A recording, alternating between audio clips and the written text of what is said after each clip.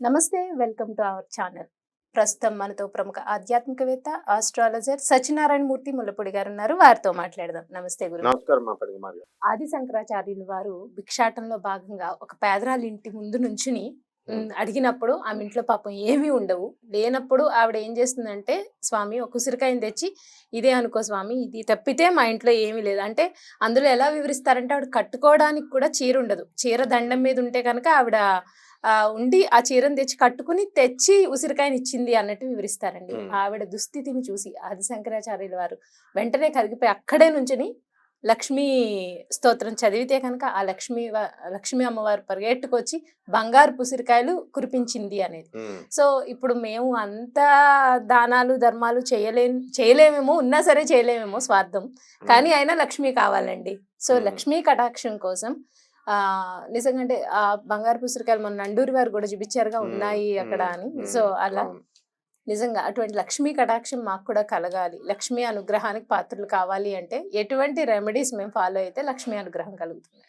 అసలు ప్రపంచంలో సరస్వతి కటాక్షం కష్టంగా వస్తుంది, పార్వతీ కటాక్షం తొందరగా వస్తుంది, కష్టంగా వస్తుంది. అంటే ఆరోగ్యం రావడం, శక్తి అంటే శక్తి, పైలవాన్లు అవడం, చక్కగా దేహదారుణ్యం, ఈజీగా వచ్చేది లక్ష్మే.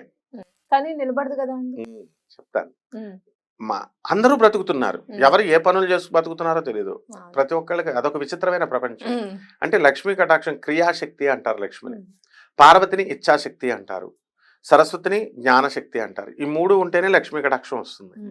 సరే, జగద్గురు అయినటువంటి ఆది శంకరాచార్యులు వారు భిక్షాటనకి చిన్న పిల్లాడిగా ఉన్నప్పుడు కాలడి అనే గ్రామంలో కేరళలో వెళ్తారు. వెళ్తే అక్కడ పరమ నిరుపేద అయినటువంటి ఒక బ్రాహ్మణ స్త్రీ ఉంటుంది. ఒకే జత బట్టలు ఉంది, అది ఉతుక్కోవాలా ఆరబెట్టుకోవాలా, రెండవది లేదు పాపం ఆమెకి. తర్వాత తినడానికి తిండే లేదు. అప్పుడు ఒక ఉసిరికాయ శివుడికి నైవేద్యంగా పెట్టింది. అయితే ఈ సన్యాస నియమం ప్రకారం ఏంటంటే, ఇప్పుడున్న మన దొంగ సన్యాసుల్లో కాకుండా కారుల్లో, ఏసీ కారుల్లో, బెంజ్ కారుల్లో తిరిగే ఈ వీళ్ళలా కాకుండా జగద్గురు అయినటువంటి ఆది శంకరాచార్యులు వారు సన్యాస నియమాలని కరెక్ట్గా పాటించేవాడు. సన్యాస నియమాలు ఏమిటంటే, ప్రొద్దున్న నుంచి సాయంత్రం అయ్యే లోపల భిక్షాటన ఒకసారి అడగాల, వాళ్ళు వేయకపోతే ఇంకా ఆ రోజు పసుతో ఉండిపోవడం, నెంబర్ 1. నెంబర్ 2, సాయంత్రం అయ్యేసరికి ఖాళీ చేసేయాలి ఊరు, ఆ ఊరు ఖాళీ చేసేయాలి. వీళ్ళేమో దుకాణాలు పెట్టేస్తున్నారు ఆశ్రమాలు ఉండి. అలా కొన్ని నియమాలు ఉన్నాయి బ్రహ్మచర్యంతో పాటు ఇవన్నీ. సో ఇప్పుడు ఏమైందంటే, జగద్గురు అయినటువంటి ఆది శంకరాచార్యుల వారు పాపం ఆమె తీసుకొచ్చి, అరే ఈ చిన్న కుర్రాడు పాపం లంచ్కి వచ్చాడు, అంటే భిక్షాటనకు వచ్చాడు, ఇప్పుడు నేను ఏదో ఒకటి వేయకపోతే ఈ అబ్బాయి ఇంకొక ఇంట్లో అడగడు, ఒకళ్ళనే అడుగుతాడు, అప్పుడు ఆ పసుతో ఉంటాడని త్యాగ బుద్ధి చూపించింది ఆమె. ఆమె తాను తినడం కోసం ఉన్నటువంటి ఉసిరికాయని దానం స్వామికి వేసింది. స్వామికి వేస్తే త్యాగం చేస్తేనే కదా, మరి సాక్రిఫైస్ చేస్తేనే గుర్తింపు వస్తుంది. వెంటనే జగద్గురు ఆది శంకరాచార్యులు వారు ఇలా చూస్తారు, ఆమెని చూసి, ఓహో ఈమె పేదరికంలో ఉంది, ఉసిరికాయ ఒకటే ఉంది అని చెప్పేసి వెంటనే భో లక్ష్మి అని చెప్పేసి అమ్మవారిని ఆజ్ఞాపిస్తాడు. ఐశ్వర్యం ఈశ్వర ఆదిచ్చేత్. ఐశ్వర్యం ఎప్పుడు కూడా ఈశ్వరుడి చేతిలో ఉంటది, లక్ష్మీదేవి చేతిలో కాదు ఉండేది. లక్ష్మీదేవి బ్యాంకులో ట్రెజరర్ మాత్రమే, అంటే బ్యాంక్ క్లర్క్, డబ్బులు తీసుకుంటది, డబ్బులు ఇస్తుంది, అంతవరకే ఆమె. మేనేజర్ ఎవడు? శివుడు, ఈశ్వరుడు. ఆ శివుడే ఆదిశంకరుడు. కాబట్టి Lakshmi, I'm the manager of this bank, come on grant her a loan అంటాడు. అనగానే ఆమె ఏం చేసింది, అందులో డబ్బులు ఉంటేనే కదా ఇవ్వాలి, డబ్బులు లేకపోతే సార్ అందులో బ్యాలెన్స్ లేదు సార్, ఓడి ఇవ్వాలి అంటుంది. ఓవర్ డ్రాఫ్ట్ ఇస్తారు. అలా ఈమె పూర్వజన్మలో పుణ్యం లేదా ఆమెకి.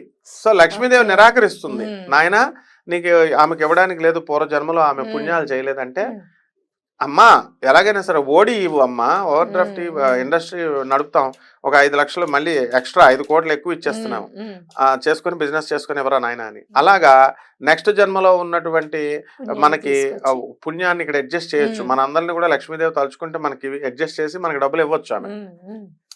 అప్పుడు ఆది శంకరాచార్యులు వారు అడిగారు కాబట్టి, మళ్ళీ అమ్మ ఇవ్వు చూడు, please oblige mummy please Kanakadhara oblige స్తోత్రం అంటాడు. చదివారు అని చెప్తారు అనగానే కదా. అప్పుడు కనకధారాస్తవమే అనమాట. అప్పుడు లక్ష్మీ ఉమ్, స్తుతి ఉమ్, చదివింది. ఉమ్, చదివితే లక్ష్మీదేవి అంటుంది, నాయనా ఆమెకి అర్హత లేదు, కానీ నీ ముఖం చూసి నేను ఇస్తున్నాను అని ఉమ్, చెప్పగానే, అప్పుడు బ్యాంక్ మేనేజర్ చెప్పగానే సైన్ చేయగానే ఉమ్, ట్రెజరర్ ఎలాగైతే బ్యాంక్ క్లర్క్ ఎలాగైతే ఇచ్చేస్తుందో అలా ఇచ్చేశారు. ఉమ్, అందువలన ఈ మహాలక్ష్మి తల్లి యొక్క ఓం శ్రీం హ్రీం శ్రీం కమలే కమలాలయే ప్రసీద ప్రసీద శ్రీం హ్రీం శ్రీం ఓం మహాలక్ష్మి నమః అని చెప్పేసి ఎవరైతే శుద్ధలక్ష్మి మోక్షం లక్ష్మి జయలక్ష్మి సరస్వతి శ్రీలక్ష్మి వరలక్ష్మిశ్చ ప్రసన్న మమ సర్వదా వరాం కుశౌపాశం అభీతి ముద్రాం కరైర్వహంతిం కమలాసనస్తాం బాలార్క కోటి ప్రతిభాం త్రినేత్రాం భజేహమంబాం జగదీశ్వరీం త్వాం సర్వమంగళ మాంగళ్యే శివే సర్వార్థ సాధకే శరణ్యే త్రయంబకే దేవి నారాయణ నమోస్తుతి అంటే ఇక ఉసిరికాయలు పడిపోతున్నాయి చూడమ్మ పైనుంచి.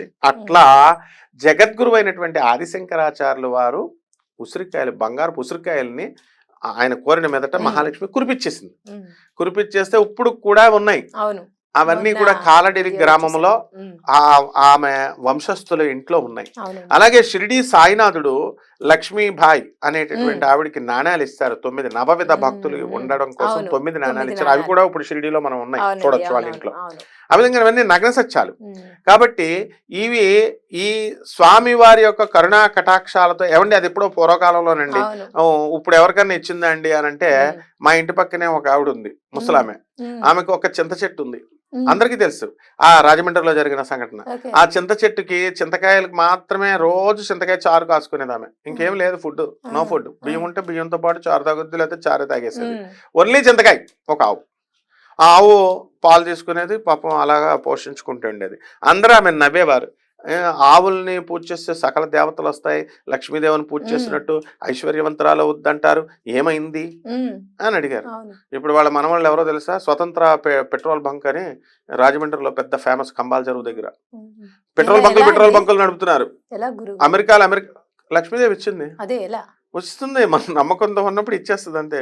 సూట్ కేసులో పట్టుకొచ్చి ఇవ్వచ్చు, ఆమె ఇష్టం. లేకపోతే మనం పనులు చేస్తుంటే ఆ పనుల్లో లాభము, ఇలా ఏదైనా రావచ్చు. ఇప్పుడు ఆవిడ అనుగ్రహం కావాలి అంటే మాకు ఆ details చెప్పండి. అది ఉమ్, ఇప్పుడు మహాలక్ష్మీదేవి అనుగ్రహం రావాలంటే ఉమ్, మనము చక్కగా పరిశుద్ధమైనటువంటి మనస్సు ఉండాలి. నెంబర్ 1, హెల్పింగ్ నేచర్ ఉండాలా, దయార్ధరాలు మహాలక్ష్మి తల్లి, ఉమ్, కరుణామయ్య ఆమె. ఉమ్, ఆమె వదిలేసిందంటే విష్ణుమూర్తిని దరిద్రుడైపోయాడు, నారాయణుడు అయిపోయి గడ్డం పెంచుకొని అవును, అక్కడ తిరుపతిలో తపస్సు పాపం పుట్ట కింద తపస్సు చేసుకుంటే, మళ్ళీ ఆ తల్లి జగన్మాత అలివేల మంగమ్మ వచ్చిన తర్వాత ఉమ్, శ్రీనివాసుడు అయ్యాడు.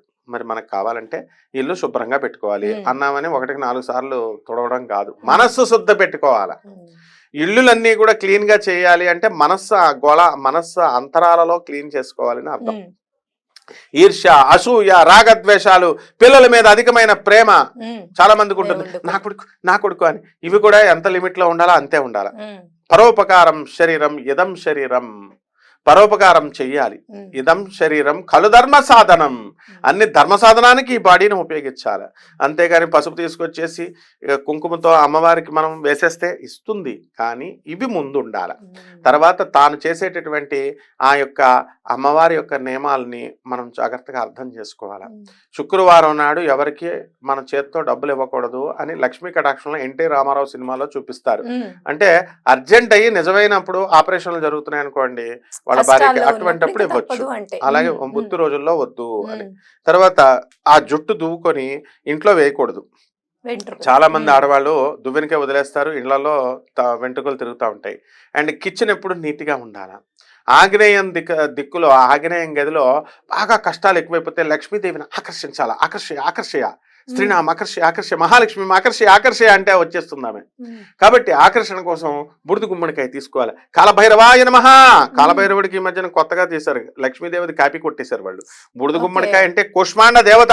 కుష్మాండ దేవత ఏం చేస్తుంది, యజమానిని ఆకర్షిస్తుంది, యజమాని యొక్క యోగక్షేమాలను చూస్తుంది. కాబట్టి బుడిద గుమ్మడికాయ తీసుకొని దానికి ఇలా అడ్డంగా నరికేసి దాంట్లో ఉన్న గుంజు తీసేసి అందులో నువ్వుల నూనె వేసి, నువ్వుల నూనె లక్ష్మీప్రదం, శనీశ్వరుడు అంటే ఎవరు, లక్ష్మిని ఇచ్చేటటువంటి వాడు. దాంట్లో అఖండ దీపం పెట్టి బాగా ఇబ్బందుల్లో, ఆగ్నేయంలో వంటగదిలో పెట్టాలి. గ్యాస్ సిలిండర్ దగ్గర పెడితే పేలిపోద్ది, మళ్ళీ నన్ను మూసేస్తారంట. దూరంగా పెట్టుకోవాలా. ఆగ్నేయ గదిలో 1 రోజు 3 రోజులు మీ ఇష్టం పెడితే, అఖండ దీపం పెడితే సకల కష్టాలు పోతాయి. అందులో శాస్త్రం లక్ష్మీ తంత్రంలో చెప్పబడి ఉంది.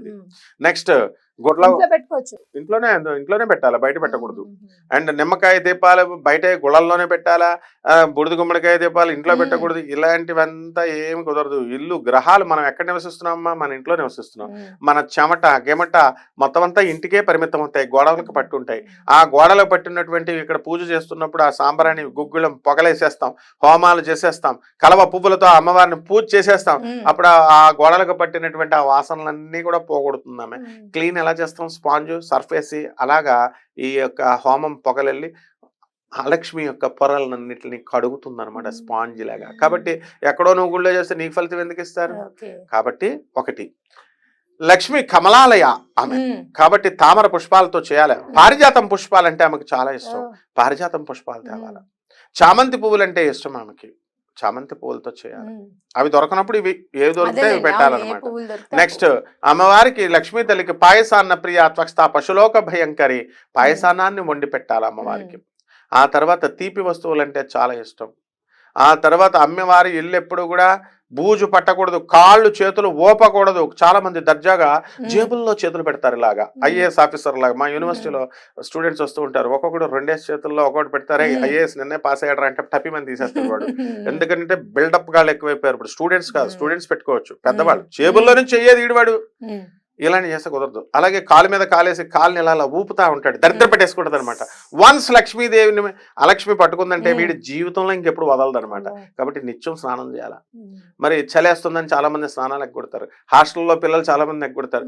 అమెరికాలో ఉన్న వాళ్ళు ఇప్పుడు టిష్యూ పేపర్స్ పెట్టారు, వాళ్ళు మల విసర్జన నీరుని తక్కువ వాడతారు. అక్కడ చెక్కల పాపం చాలా మంది, ఎక్కువ మంది పాపం స్నానం చేయడానికి కోల్డ్ కంట్రీస్. కాబట్టి ఇవన్నీ కూడా అలక్ష్మి అనమాట. మరి వాళ్ళ దగ్గరే డబ్బు ఉందంటే అంటే వాళ్ళ డబ్బు ఎవరో వాళ్ళు కొట్టుకుపోతారు, మళ్ళీ కష్టపడతారు పాపం, కొట్టుకుపోతారు. ఎన్ఆర్ఐల్లో నువ్వు జాగ్రత్తగా తీసుకుంటే వాళ్ళ డబ్బు సగం మంది పాపం డబ్బులు వేరే వాళ్ళు దొబ్బేస్తారు. అందుకే